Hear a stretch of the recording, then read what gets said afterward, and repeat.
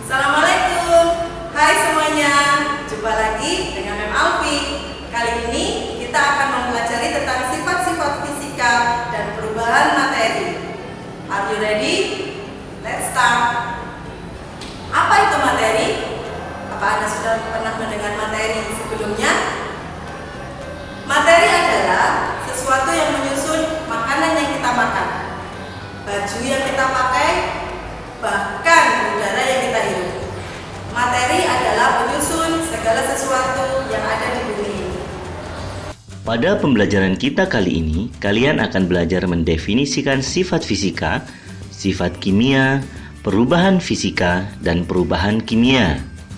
Mendeskripsikan fase dari materi, mengelompokkan ciri-ciri fisika dan kimia, dan mengelompokkan perubahan fisika dan perubahan kimia. Apakah sifat fisika itu? Sifat fisika adalah perubahan yang dialami oleh suatu benda tanpa menimbulkan zat baru. Sifat fisika adalah perubahan fisik yang terjadi pada suatu benda yang bisa kita amati secara langsung. Misalnya, besi yang ditempa mengalami perubahan bentuk. Selain itu, sifat fisika yang lain adalah massa jenis, warna, tekstur, bau, dan lain-lain. Untuk memahami lebih lanjut tentang sifat fisika, kita akan melakukan percobaan sederhana. Perhatikan styrofoam ini. Apakah Anda bisa mencari tahu bagaimana bentuknya, teksturnya, warnanya, dan juga massa jenisnya? Sekarang styrofoam ini saya masukkan ke dalam air. Setelah kita amati styrofoam ini, dapat kita ketahui bahwa styrofoam ini memiliki bentuk kubus, memiliki warna putih, dan bertekstur sedikit kasar. Dan bisa kita lihat styrofoam ini mengambang di permukaan air. Berarti massa jenisnya lebih ringan daripada massa jenis air. Nah, itu semua adalah contoh dari sifat fisika. Selanjutnya kita akan mempelajari tentang sifat kimia. Sifat kimia menggambarkan bagaimana suatu zat berinteraksi atau bereaksi dengan zat lain. Mari kita simak bersama contoh berikut. Hal yang paling utama dalam sifat kimia adalah kereaktifan. Kereaktifan adalah mudah atau sulitnya suatu zat dalam bereaksi dengan zat lain. Misalnya adalah korosi.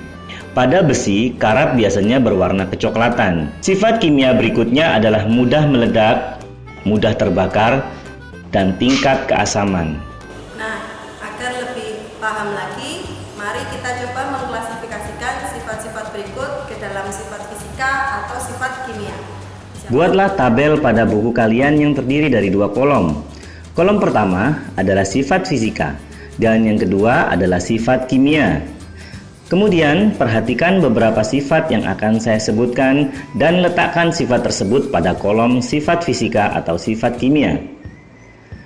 Dari beberapa pembahasan kita tadi, kita telah mengetahui beberapa sifat fisika, yaitu mudah dibentuk dan massa jenis.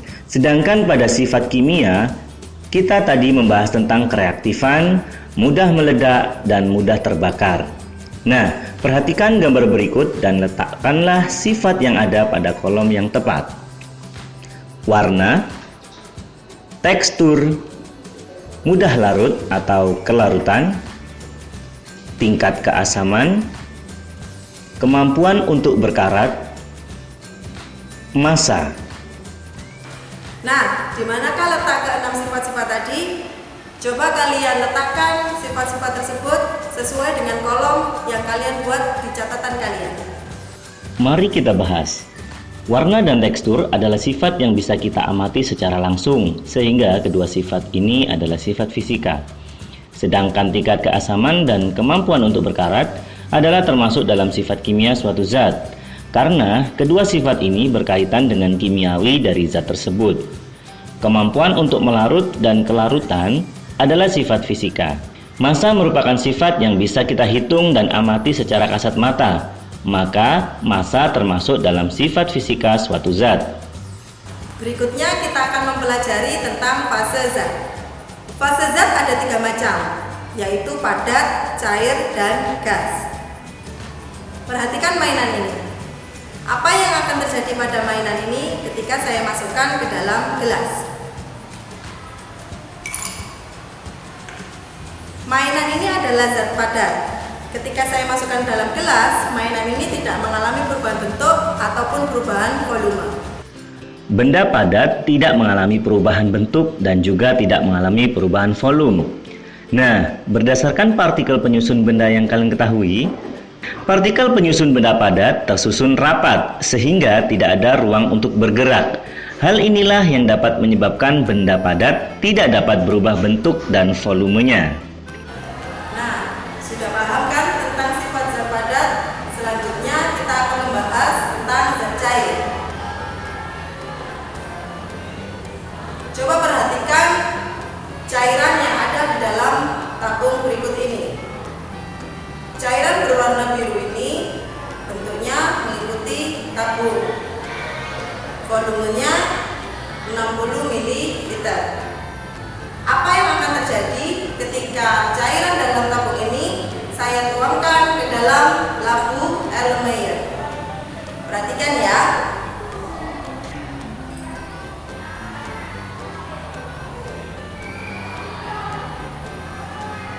Cairan berwarna biru ini mengalami perubahan bentuk.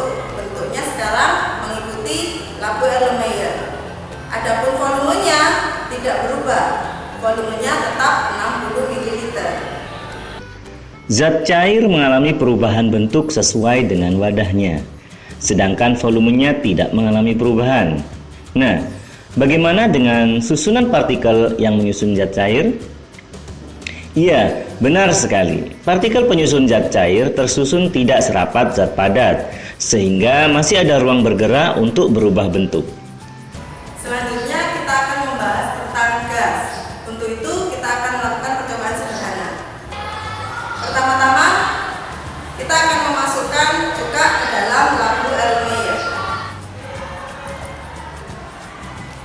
Selanjutnya dengan menggunakan corong kita akan memasukkan soda kue ke dalam balon.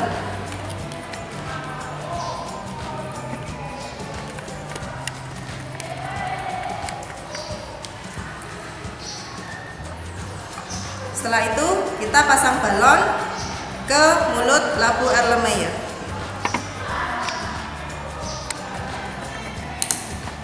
Berikutnya kita tuangkan soda kue yang ada dalam balon ke dalam labu Erlenmeyer.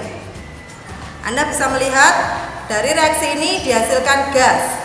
Gas akan memenuhi seluruh ruang dalam labu Erlenmeyer dan juga ruang di dalam balon. Hal ini membuktikan bahwa gas berubah bentuk mengikuti wadahnya dan juga dapat berubah volumenya. Sekarang Gas mengalami perubahan bentuk sesuai dengan wadahnya. Volume gas juga mengalami perubahan sesuai dengan wadah yang ditempatinya. Partikel penyusun gas tersusun sangat renggang sehingga memungkinkan untuk bergerak bebas dan memenuhi seluruh ruang yang ada. Oleh karena itu, bentuk dan volume gas selalu berubah sesuai dengan wadah yang ditempatinya.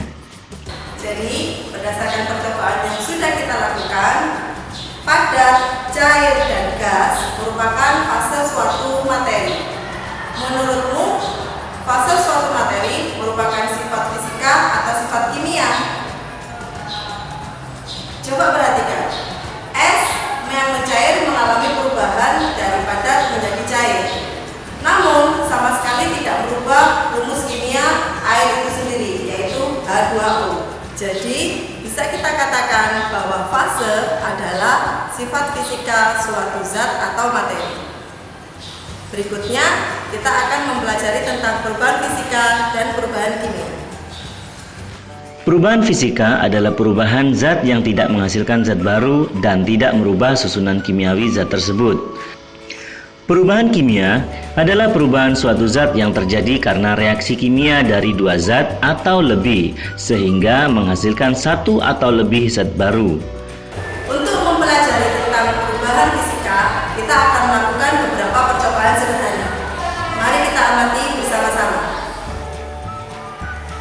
Perhatikan selembar kertas ini. Apa yang akan terjadi pada kertas ini ketika saya menyobeknya? kertas ini mengalami perubahan ukuran menjadi lebih kecil. Akan tetapi kertas ini tetaplah kertas. Selanjutnya perhatikan bola plastisin ini. Plastisin ini berbentuk bola, tapi ketika saya tekan, dia akan mengalami perubahan bentuk. Akan tetapi dia tetaplah plastisin. Selanjutnya perhatikan es batu ini.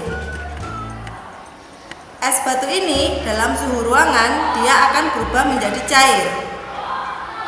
Akan tetapi mencairnya es batu tidak merubah unsur kimia dari air itu sendiri. Dari percobaan yang kita lakukan tadi, kita bisa mengetahui ciri-ciri perubahan fisika.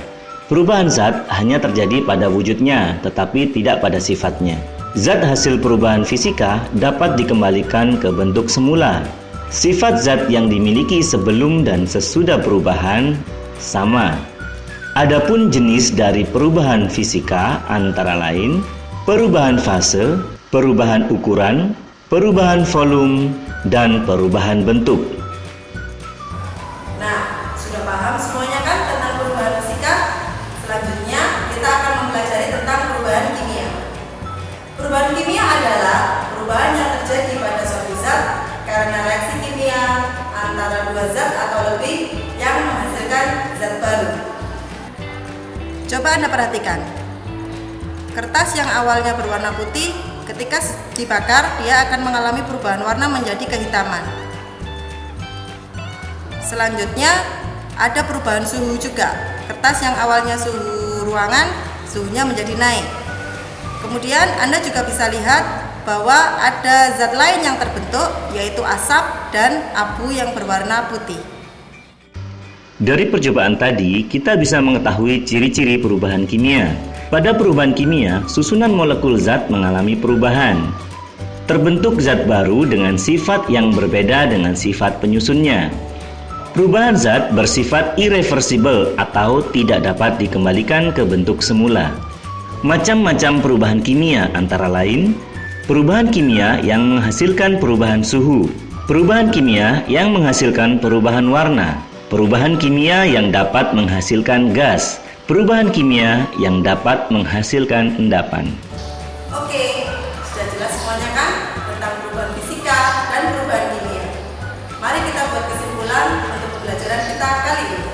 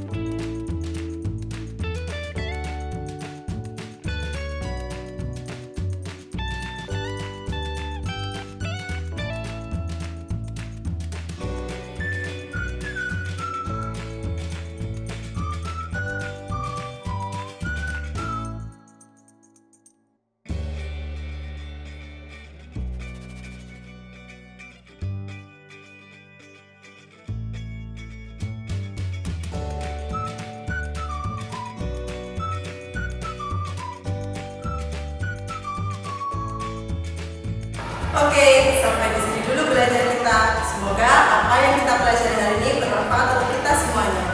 Saya akhiri. Assalamualaikum.